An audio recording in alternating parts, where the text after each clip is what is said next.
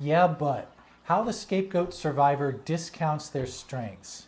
Do you add caveats to your strengths or accomplishments?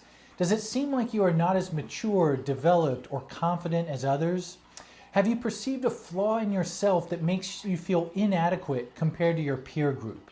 Well, these are all ways to discount yourself to yourself. And why would that be necessary?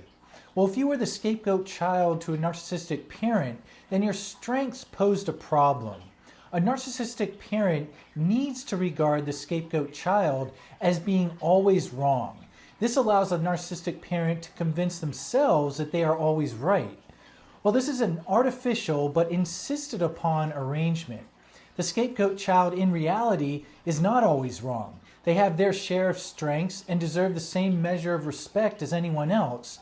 This reality threatens the narcissistic parent's fragile yet inflated self-worth.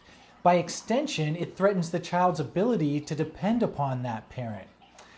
A scapegoat child can either know their strengths and wound their parent, or discount their strengths and have a parent, sort of. Since the child's survival depends on their parents' willingness to care for them, this is not really a choice. The scapegoat child finds ways, often unconscious, to discount their strengths in order to preserve the parent. In today's video, I describe the deeply embedded rule that the scapegoat child not know their strengths. An effective way of doing this is to add a caveat or a yeah but to signs of prowess and value in the world. These caveats are convincing to the scapegoat child, especially when they operate unconsciously. Scapegoat survivors can persist this practice after childhood. I'll offer an explanation based on attachment theory for why this can happen. And last, I discuss how therapy can help you know it's now safe to stop caveating your strengths. Well, my name is Jay Reed, and I'm a licensed psychotherapist in California, and I specialize in helping people recover from narcissistic abuse. And this form of abuse can leave us feeling lost and estranged from our sense of who we are in the world. And in individual therapy, through a book and my online course on recovery from narcissistic abuse, I try to offer a map that allows survivors to come back to the quality of life they know they deserve. Of course, each survivor must travel this path themselves. I think a map can be tremendously important to do this with. And there are 3 features on the map that I call the 3 pillars to recovery. Pillar number 1 is making sense of what happened so that you know it was not your fault. Pillar number 2 is gaining distance from the narcissistic abuser, whether that's psychological, emotional, or physical distance. And pillar number 3 is living in defiance of the narcissist rules. Lastly, one can't do this in a vacuum. I think it's also essential to find and participate in communities of people who can get, validate, and support you on this path. Well, I'm also very happy to say that I've recently published a book on Amazon called Growing Up as the Scapegoat to a Narcissistic Parent, A Guide to Healing. And this book is a collection of essays that are organized into the 3 pillars of recovery. And my hope is that the reader can turn to this volume for encouragement, validation, and support along their own path towards a better quality of life. You can find the link to the book's Amazon page in the box below, or by clicking here. Well, how the scapegoat child caveats themselves. A caveat is defined as a warning of a specific limitation of something. I can think of no better description for how the scapegoat child has to discount or caveat their strengths. So I'd like to discuss, again, an anonymized case example here. A client, I'll call him Terry, was in therapy and he was in his mid-30s. Despite being a successful landscaper, he could not see himself this way. He saw his business as small potatoes compared to the competition. He was a loving husband and devoted father to his 2 children. He mostly felt like he was on the verge of making a terrible mistake with them. They would see that he is not a good husband nor father and be done with him. He made exceptions or caveats for his successes that seemed very convincing to him. In therapy, Terry knew that his perceptions and the objective facts did not line up. His therapist and he began talking about his upbringing. He described his father as aloof, except to pay attention when Terry made mistakes. In these moments, his father seemed to relish correcting Terry and showing him how to do it better. The therapist asked, "Do you recall an accomplishment or success that you took pride in?" Terry paused. He had a lot of events that qualified. He built a successful landscaping business that he started in high school. He always showed up for his kids to support what was important to them. He was really good at chess and had even won a tournament. None of these stirred pride in him, though. He said, "Gosh, I really can't. What is going on? That doesn't make sense, and it's kind of scary. I can't really feel happy for myself." Well, his therapist then said, "Well, it may not be that you cannot feel happy for yourself, but that you learned it was dangerous to do so. The way you described your father left me wondering how a son of his could ever get recognized, let alone encouraged for his strengths. Your father seemed indifferent to you when you were at your best. If you were broken down, he seemed to come around. You know, for a kid, any contact is going to be better than no contact. I think you cleverly figured out how to extract the only form of contact available to you at the time." Well, Terry's therapist's interpretation of why he could not feel happy for himself didn't, suddenly dispel Terry's difficulties. But over time, Terry and his therapist could think together about what was happening when he could not feel happy for himself. The caveats he would tell himself to discount his strengths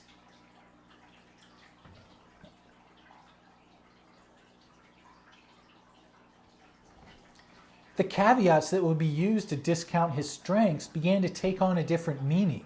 Terry could now compassionately understand this process as how he used to protect himself. This strategy prevented him from going completely ignored by his father. Well, by virtue of discounting his strengths, Terry could not admire nor feel proud of himself. This outcome abided by his father's rule that only his father deserved to have such feelings. His therapist also suspected that Terry's father felt envious of him. Someone who is pathologically narcissistic is prone to vindictively attack and or withdraw from those they envy. And Terry likely spared himself such outcomes by discounting himself in these ways, making the caveat seem true and normal. The scapegoat child needs to wholly believe in their caveats. To entertain positive views of themselves can strike an inner alarm.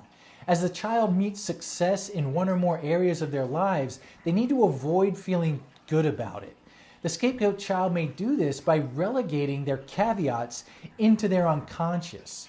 And once these caveats are unconscious, they kind of become fundamental assumptions. Everything they think about themselves is filtered through this lens of, yeah, but. And so clients like Terry consider it a fact that there is a limitation to themselves. From there, every success they experience is muted in its significance to them. They can more easily overlook themselves. They can also more easily see and celebrate the successes of others. All of this serves them well in keeping a connection to a narcissistic parent. For the scapegoat child and later the survivor, the present moment may feel like a coming attraction. Since affirmation of their true self is forbidden, they may look to the future. Once they become more successful, a better partner, or a better parent, then they will deserve to feel proud. And life can grow to feel like the time worth living will be when they fix themselves. And this can, I think, boost the survivor's morale by creating a source of hope. Such hope does not get realized in this context, however. The present does become more appealing when the survivor can trust that they never needed fixing in the first place. Well, how and why the caveats persist? The scapegoat child's relationship to the narcissistic parent seems one-sided. The narcissistic parent needs the child to serve as the receptacle for their unwanted feelings of worthlessness. However, it would violate the assumption that the child is worthless to acknowledge the value the child holds for the parent in this way. And that is, the narcissistic parent will never credit the child for serving this function. As a result, the child can feel like there is nothing within them that warrants someone else's gratitude. This leaves the child feeling worthless. They may escape such a horrible feeling by preoccupying themselves with someone else. In this case, the scapegoat child is preoccupying themselves with the narcissistic parent. It is less painful for the child to focus on the parent than themselves. The child feels unwelcome to be in the world as a result of the narcissistic parent's lack of care. And when the child focuses on the parent, they do not have to feel so unwelcome. Numbing the pain of going ignored is actually necessary to survive. The child weaves this preoccupation with the narcissistic parent into their reality. Attachment theory offers a good explanation for why. This theory observed the behaviors of human infants and mothers. And starting with a man named John Bowlby, these researchers noticed that children alternate between exploring the world and seeking closeness with their mothers. And when the mother was consistently available to the child would explore the world more. If the mother was inconsistent or emotionally dysregulated herself, the child tended to stay closer to her. And Bowlby reasoned that in the first case, the child felt they had a secure home base from which to explore the world. And in the latter case, the child was trying to find a secure home base before exploring the world. Painfully, if the parent remained inconsistently available, then the child would actually stop exploring. Well, such early experience imprints what are called attachment templates that tell us our value and what to expect from others. An attachment template for a child with a good enough parent would say that the child and the parent have value. It would also tell the child to expect reciprocity and care from people who are close to them. An attachment template for a child with a narcissistic parent would say that only the parent has value. It would also tell the child to expect little care or support from people who are close. Despite how painful this template is for the scapegoat child, it does allow a form of closeness to the parent. When the scapegoat survivor keeps discounting themselves, they are following their attachment template. Doing so actually preserves the psychological presence of the parent in the survivor. So why would this happen? Well, a different prominent psychoanalytic researcher named Lorna Smith Benjamin, I think, convincingly argues that such children can harbor a wish that if they become who the parent says they are, then the parent will finally love them. So persisting such a traumatic attachment template can actually protect this wish for the survivor of such a parent. And Benjamin identified 3 ways survivors of narcissistic parents can persist their attachment templates. First, they can treat others in the way the parent treated them. This is a form of preservation called identification. In my experience, scapegoat survivors are less likely to do this. Second, a survivor can treat themselves like the narcissistic parent treated them. This is often the case with scapegoat survivors. Sure, the child learned that it was dangerous to expect equal rights in relationship to the parent. At the same time, the child needed to forge some type of closeness to this parent. Well, by treating themselves in the depriving and devaluing way the parent treated them, the child can preserve the parent's psychological presence, that is, the child or the survivor. It's not a fulfilling presence, but it keeps the survivor's wish alive. And the third way of staying loyal to this attachment template is to live as though the narcissistic parent is still around and in charge. And this is another common strategy for scapegoat survivors. Insisting on caveats for one's strengths reflects 2 ways of persisting the attachment template to the narcissistic parent. It involves treating yourself as defective, like the narcissistic parent treated you, and it also involves or reflects living as though the narcissistic parent is still around and in charge. And I want to emphasize that these are not consciously chosen efforts. It's not a fault of the scapegoat survivor's character or strength of will that they cannot do otherwise at certain times, if that's the case. Rather, this information I'm giving is intended to shed some light on why the habit of caveating oneself may persist after a scapegoat childhood. If you survive such a parent and this process of caveating your strengths resonates, then consider this. Everyone has an attachment template. People with good enough parents learn that their independence and happiness strengthened close relationships. Such people, I believe, rely on their attachment templates too, or persist them. It's just that those templates yield sort of adaptive, we'll call it, ways of living. They are fulfilling for the person with that attachment template. Scapegoat survivors learn that independence and their happiness threaten close relationships. So when these individuals rely on their attachment template, they tend to, understandably feel unhappy. And this is not the fault of the survivor, just like it's not by merit that the person with good enough parents has a more sort of adaptive attachment template. It also doesn't mean that this attachment template cannot change. It can and it does. But if you feel critical of yourself for struggling at times, I hope this perspective can offer some compassion and validation for you as you go through your own journey. How therapy offers an alternative way to feel attached. I think you need an alternative to know you can safely stop treating yourself like your parent did and live as though you are now in charge. Trusted relationships where these practices are not required, I think, are needed. Well, therapy ideally offers this type of relationship. This type of collaborative relationship allows survivors to feel supported and understood. Next, the scapegoat survivor and therapist can identify how the strategy of caveating strengths operates in and outside of the session. And as this strategy is noticed and addressed in real time, the survivor may feel more empowered to act otherwise. And I think there's something beyond these important mechanics that happens in therapy. With a good enough fit between client and therapist, a gradual sense of deserving attention, support, care, and validation, I think, develops in the client.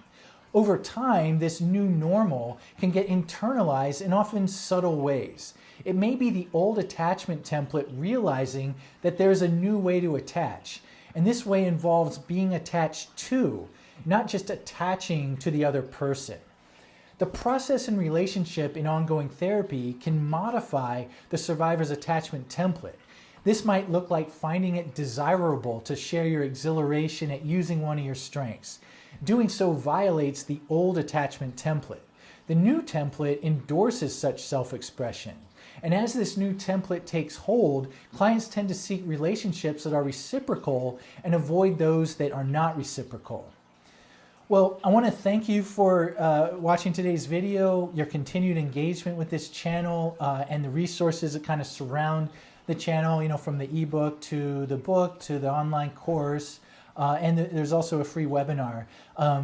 It's just, again, I say it every week, and I mean it every week. It's incredibly heartening just to see that the community around these videos and in the comments section just continue to grow, and the comments are just so well taken, and appreciate each and every one of them. They're just very thought-provoking and, again, extremely heartening. Particularly too, seeing the support offered to one another in the comments. So with all that said, I look forward to posting again next Friday. Take care.